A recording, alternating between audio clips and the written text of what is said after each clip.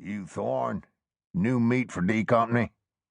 He scrambled out of his barely constructed shelter. Water. I'm dying.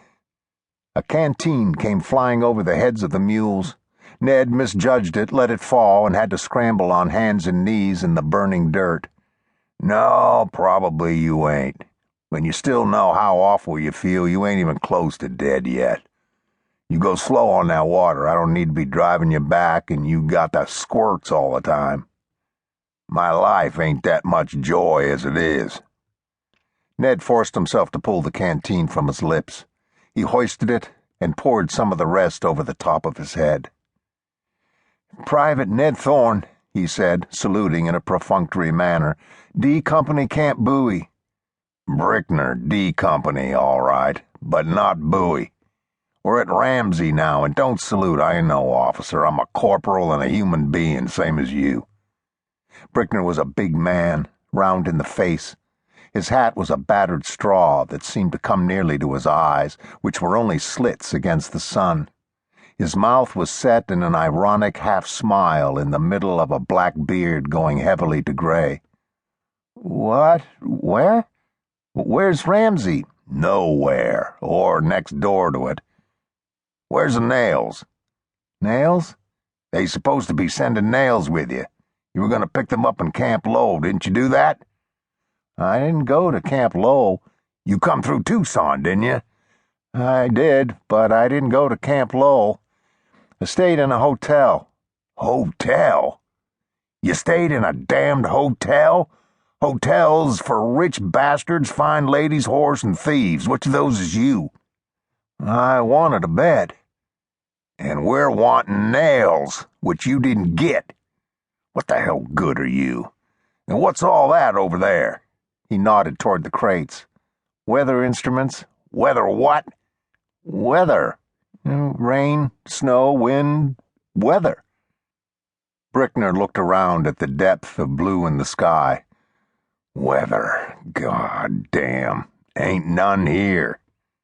Ned stood in the middle of the desert, his head and shoulders wet, his belly already starting to bloat from the near canteen full he'd drunk.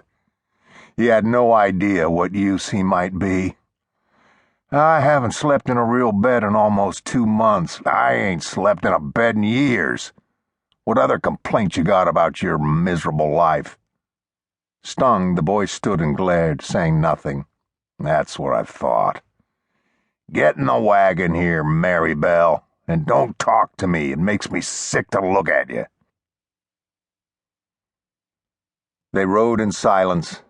The small breeze stirred by their motion carried the dust and the smell of the mules back to them. Ned held another canteen in his lap, taking small swallows from time to time. His thirst was mostly memory by now, but a memory of which he couldn't completely rid himself. He kept his eyes straight ahead, looking only occasionally over to Brickner. The heavy-set man's face was shining in the afternoon light from the sweat that came down in enough quantity to combine with the dust to form a light sheen of mud which streaked into his beard. The rest of his skin was dotted with rough patches, burned and peeling. You know what time it is? Brickner asked. I don't have a watch. I won't take it from you. Can't. Someone else did. Damn. Brickner looked off toward the horizon where the Dragoon Mountains gave way to the Little Dragoons farther to the west. 3, maybe 4 o'clock, he said. Who got your watch then? Sergeant back at Jefferson. How'd he get it? He'd just take it off you? Him, 3 jacks and a pair of 4s. And what was you holding? Not enough. I reckon that. What, exactly? 3 7s, if it makes any difference to you. Brickner snorted and snapped the traces against the haunch of the nearest mule.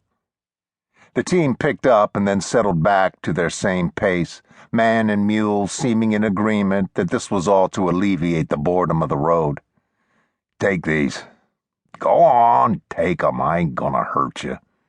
Brickner handed Ned the reins while he loaded and fired a long-stemmed clay pipe. It does make a difference. A man could go ahead and lose his watch on 3 7s. That's bad luck. Bad luck is better.